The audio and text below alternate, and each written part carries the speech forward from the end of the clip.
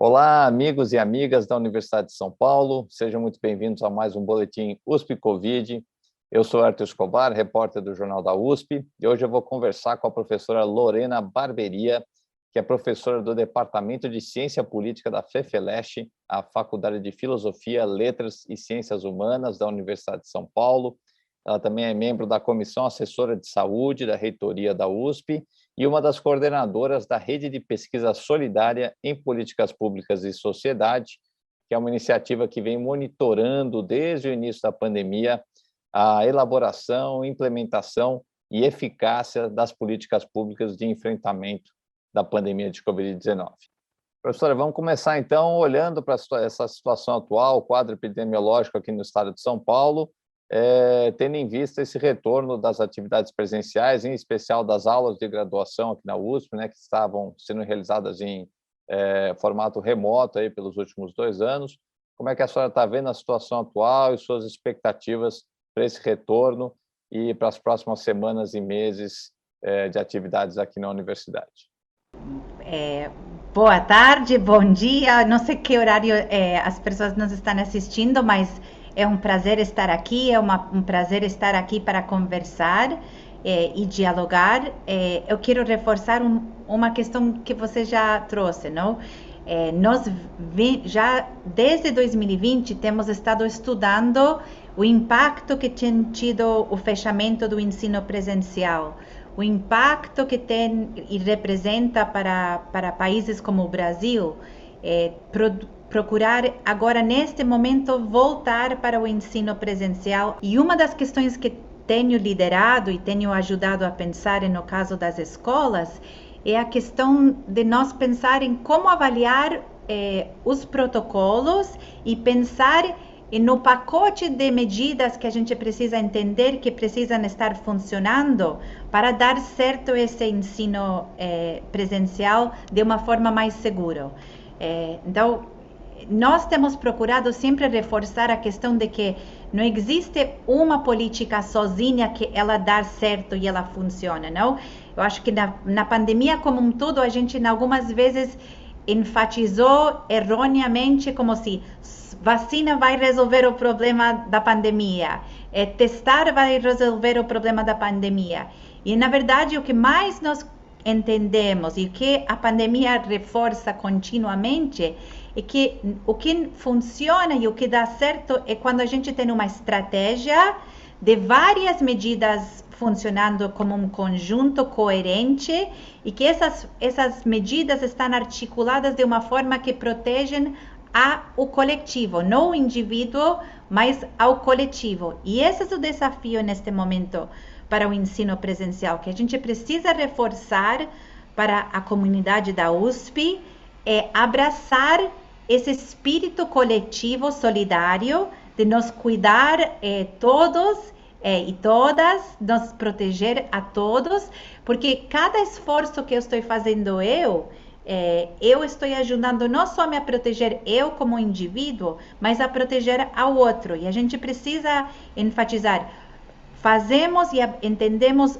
a complexidade do que envolve interagir presencialmente e por isso a gente adota e precisa adotar uma estratégia complexa com várias medidas, ventilação, máscaras, afastar o mais que eu posso fisicamente dos outros, precisar estar atento aos sintomas e suspeitas de que se estiver em contato com alguém que é um caso suspeito, me afastar das atividades presenciais. Então, uma estratégia que envolve pensar nesses indicadores, em todas essas alertas, todas as medidas de prevenção que precisam estar funcionando e nós utilizando delas, e também pensando nessa questão de solidariedade e de respeito, de que isto só funciona, a gente entrou na pandemia junto e só saímos quando a gente entende que este momento é um momento do coletivo e não do indivíduo.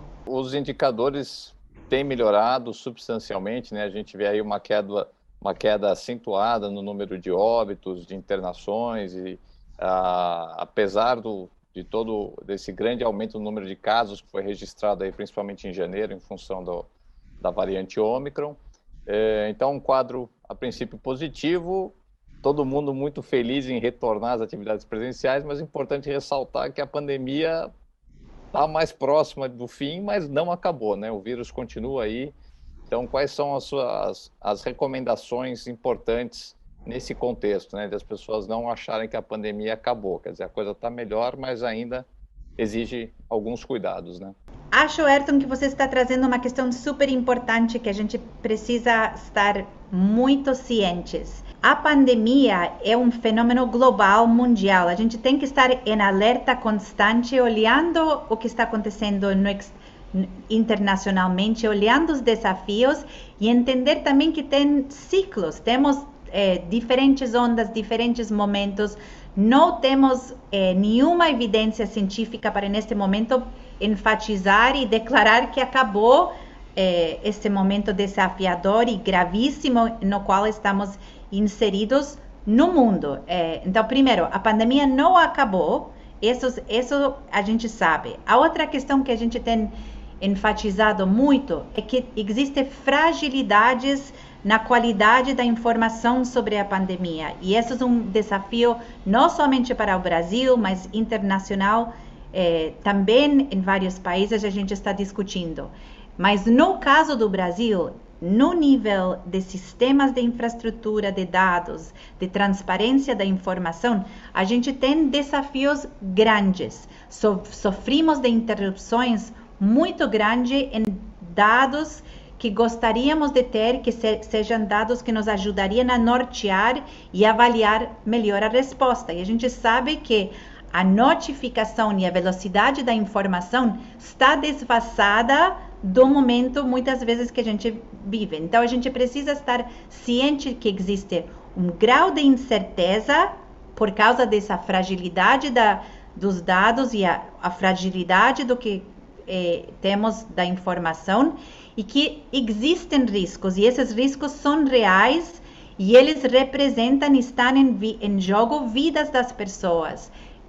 Está em jogo doença para pessoas que vão sofrer das sequelas possíveis a curto, a médio e longo prazo de ser infectado. Então, por todos esses motivos, é um momento ainda de conduta de um espírito muito elevado de querer proteger ao coletivo. Nós não estamos voltando às atividades presenciais porque acabou a pandemia, mas estamos voltando às atividades presenciais porque elas são urgentes para a gente enfrentar os desafios que nos ajudam como sociedade a ser mais fortes para enfrentar este momento. Então, o ensino presencial e o fato que a USP está neste momento é um momento muito importante porque a gente tem muita ciência e muito aprendizado para chegar neste momento a nortear melhor como abraçar o ensino presencial de uma forma mais segura. E a USP pode ser um exemplo muito importante para o país de como fazer isso de uma forma responsável e na vanguarda. E nós estamos procurando defender isso, de que cada um seja muito ciente da responsabilidade que estamos como um coletivo de liderar e mostrar e ser exemplares no tipo de cuidado que a gente tem com o outro, no tipo de cuidado e exemplo que damos em sala de aula, que damos nas reuniões, que damos... Porque esses desafios neste momento são muito cotidianos e complexos. E o que a gente precisa fazer é garantizar que, pelo menos neste momento, a gente não aumenta os riscos e aumenta os casos e os óbitos. Então, como podemos fazer isso de uma forma mais responsável possível?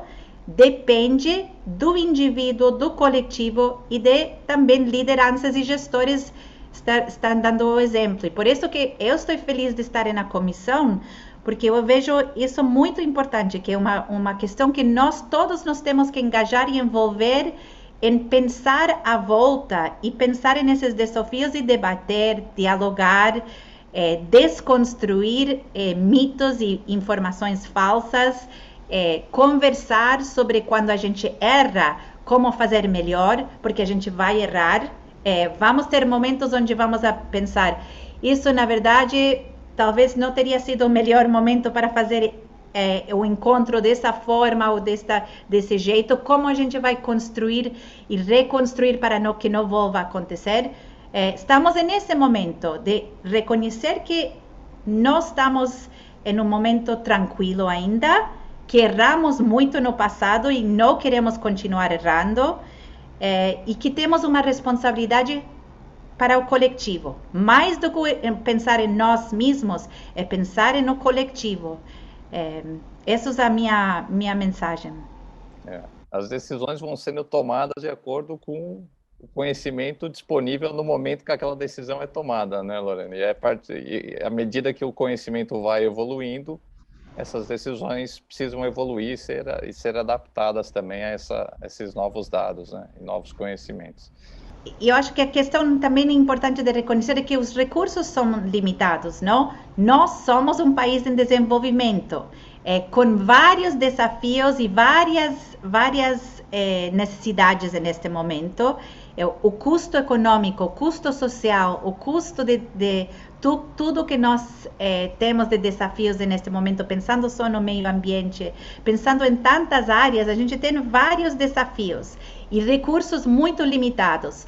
Então, tudo que a gente pode fazer para não colocar aumentos nos custos sociais deste momento de volta presencial é muito importante, porque nós vamos a poupar a nossa sociedade dessa dor, dessa perda, mas também poupar que esses recursos podem ser direcionados a muitas das desigualdades que a gente sabe que sofrimos e de necessidades graves que temos na nossa sociedade. Então, quando a gente pensa nesse espírito, a gente também tem que reconhecer que gostaríamos de ter recursos que não temos neste momento para enfrentar o desafio com a magnitude que temos no Brasil neste momento. Conversamos sobre o presente, olhamos um pouquinho para o futuro, agora vamos terminar olhando para o passado também, esses 2 anos de pandemia, né, em que a maior parte das atividades da USP precisou ser feita de forma remota, né, assim como nas escolas do ensino fundamental, etc. E tem uma percepção equivocada que a gente vê nas redes sociais, ouve nas conversas, vê inclusive reproduzida em alguns meios de comunicação, na imprensa, de que a universidade ficou fechada durante esses 2 anos, né? Que tudo parou e que só estamos voltando agora, 2 anos depois, o que não é verdade, né? As atividades de pesquisa continuaram intensamente durante a pandemia, vários dos cursos ligados à área de saúde, por exemplo, também não pararam. Então, eu queria que você falasse um pouquinho só sobre o que aconteceu durante esses 2 anos e o que significa dizer que a USP está voltando às atividades presenciais agora, né? Eu tenho discutido isso muito e me posicionado muito em contra desses, não? Porque eu acho que a USP não parou um dia durante a pandemia. Antes, durante e vamos continuar. Eu acho que é super importante entender isso. Nosso projeto como universidade é ensino. Isso envolve uma responsabilidade enorme com os nossos alunos, com a sociedade, mas também na área de pesquisa nós temos muito para contribuir para entender a pandemia e ajudar no enfrentamento, e também temos um trabalho muito importante de extensão, não?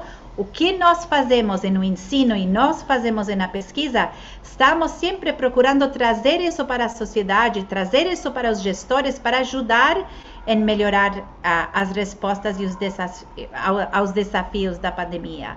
Mas nós precisamos lembrar do Hospital das Clínicas, que foi um hospital muito importante em atender e aprimorar o tratamento de pacientes graves durante a pandemia, no qual também estavam alunos inseridos, participando, ajudando nesses cuidados, junto com os professores e os funcionários que trabalham nesses hospitais.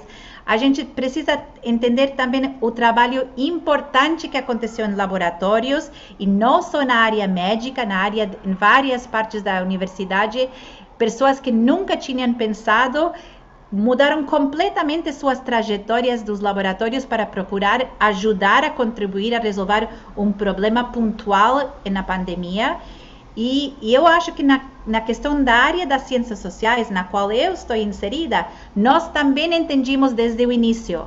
A política é fundamental para entender a trajetória brasileira na resposta à pandemia e as condições sociais. Então, se nós não começávamos a trabalhar sobre essas questões e em mensurar políticas e entender o que estava acontecendo, a resposta seria muito mais frágil para a nossa sociedade. Então, alunos de iniciação científica, de graduação, de mestrado, de doutorado, professores, têm estado altamente engajados, primeiro, até se expor ao vírus, em certo sentido, porque o cuidado num contexto de um hospital, você tem contato com pacientes infectados. Tivemos alunos que sofreram e temos até alunos que faleceram durante a pandemia, o que causa uma dor terrível para a nossa universidade, saber que até temos alunos que perderam a vida procurando cuidar dos outros. E neste momento a gente chega agora a dizer a USP está voltando para o ensino presencial. Sim, mas esse ensino presencial é parte de um conjunto de engajamento que a gente tem sobre a pandemia. E entender que neste momento uma população muito negligenciada e muito importante de voltar a ser integrada são os alunos de graduação. Porque esses alunos são alunos que são o futuro de nossa sociedade, não? São alunos que muitos deles, a experiência inteira da pandemia, talvez foi o primeiro ano da graduação, foi durante a pandemia. Já faz 2 anos que estão em ensino remoto, em um contexto no qual a gente aprendeu tanto sobre prevenção. Por que não ajudar a integrar todo esse aprendizado, implementar estratégias para trazer esses alunos de volta e ensinar tudo o que a gente aprendeu? Esse é o momento e isso é o que representa este momento. Não é uma volta depois de tudo estar fechado. É mais um passo de uma caminhada e uma maratona que a gente está empreendida em fazer na pandemia. E esta é só uma parte da corrida, mas a corrida não acabou. E mesmo com este desafio, isso quer dizer, na verdade, é algo mais difícil, não? Porque a maioria de nós estamos voltando ao ensino presencial com um mundo muito mais desafiador do que antes da pandemia. Assumimos responsabilidades, estamos procurando ajudar em um enfrentamento de uma pandemia e ensinar presencialmente como uma de nossas funções.